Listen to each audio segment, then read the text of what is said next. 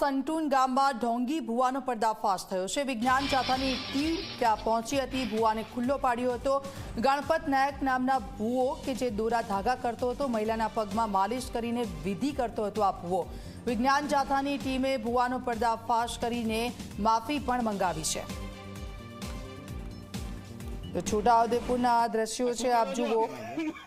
ભુવો છે મહિલાઓના પગમાં માલિશ કરીને વિધિ કરતો હતો અને આખરે આ સમગ્ર ભાંડો ફૂટ્યો। વિજ્ઞાન જાથાની ટીમ ત્યાં પહોંચી હતી અને ભુવાનો પર્દાફાશ કર્યો હતો। છોટાઉદેપુરના સંટુન ગામની આ ઘટના સામે આવી છે। સંવાદદાતા હકીમ અમારી સાથે જોડાઈ ગયા છે। હકીમ, વધુ એક ભુવાનો પર્દાફાશ થયો છે, શું છે વિગતો?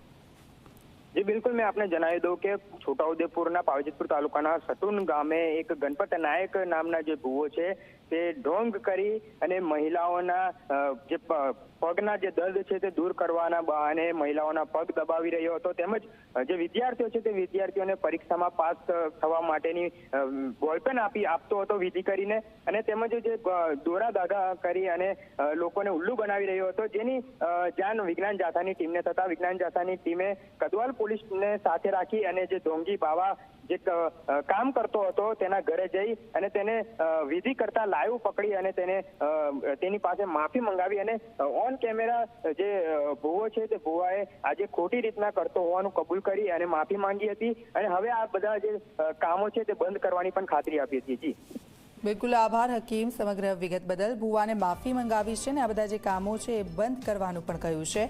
ગણપત નાયક નામનો આ ભુવો કે જેનો પર્દાફાશ થયો છે। સોશિયલ મીડિયાએ લોકોને મળવાના, વિચારવાના, સમજવાના અને વાતચીત કરવાના પ્રકારને સંપૂર્ણ રીતે બદલી નાખ્યું છે। જો કે તેના